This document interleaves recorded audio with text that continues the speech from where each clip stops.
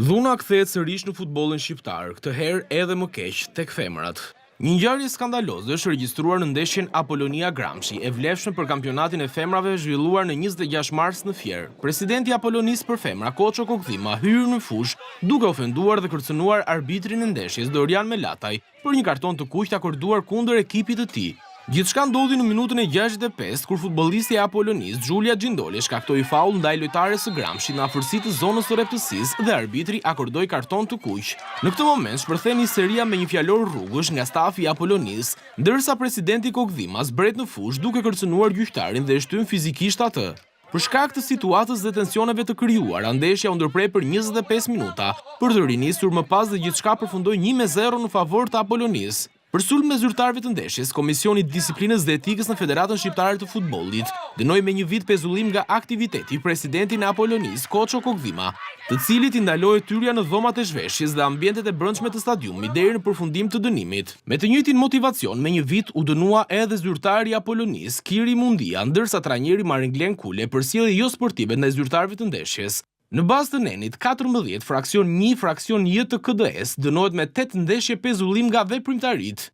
Ndërkaq, klubi i Apolonisë Femra për mosmarrjen e masave të nevojshme për rendi dhe sigurinë në ndeshje, duke mos garantuar sigurinë e zyrtarëve të ndeshjes, u dënua me gjob në masën 200.000 lekë të rinj. Por sipas nenit 76 fraksion 1 fraksion D të KDS, gjoba do të aplikohet në masën 5%. Është për të ardhur keq që dhuna dominon në futbollin e femrave, pasi një vit më parë një skenë më e rëndë dhe që nuk është zbardhur ende, u regjistrua në ndeshjen e femrave Tirana-Vllaznia. Gara në Superligën e femrave është bërë shumë e ashpër, pas 14 ndeshjesh kryeson Vllaznia me 39 pikë, ndjekur nga Gramshi me 37 pikë, Apolonia 36 pikë dhe Partizani në vendin e 4 me 31 pikë.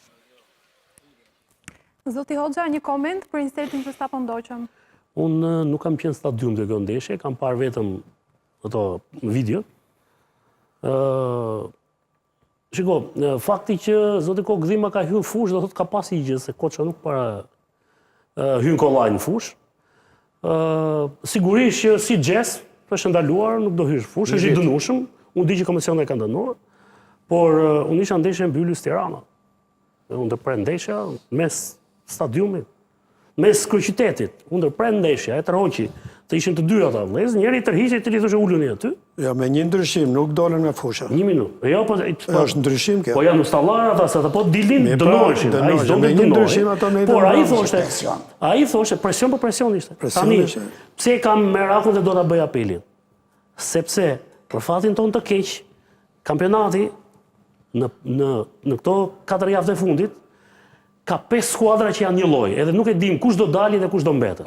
Dhe ato do të përdorin të gjitha rrugët e mundshme për të bërë për të mbijetuar. Dhe tjetër për fat keq, vazhdojnë të them për fat keq, që është dhe Tirana, është dhe Teuta, aty që janë skuadra, janë kampionët Shqipërisë, pastaj është Byli se Skënderbeu që fitoi sot. E të mërshme është lufta. Po pra, është Laçi. E kupton ti tani çfarë është aty? Ja, shikojmë pak rezultatet e tabelën e klasifikimit. Dhe kjo që ka bërë Koço, që ka hyrë se Koço nuk e ka godit atë, po i ka bërë presion, thash, dhe kish dënuar për këtë punë. Koço ka kërkuar dhe ndjes mbrapa, po gjithsesi nuk është mirë që të hyret aty, po unë kam parë një video tjetër, nuk i dha shumë zhurmë, Tirana më duket ishte me Vllaznin.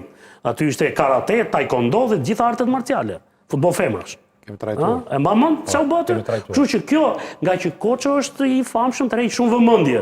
Dhe kur e bën Koço, imagjinon çfarë bëjnë të tjerë, se kjo është logjika. Por ajo që un kam shqetësim real nga ky moment është fakti të këto 4 javë ne do të kemi aty në fund, do të jetë e frikshme situata.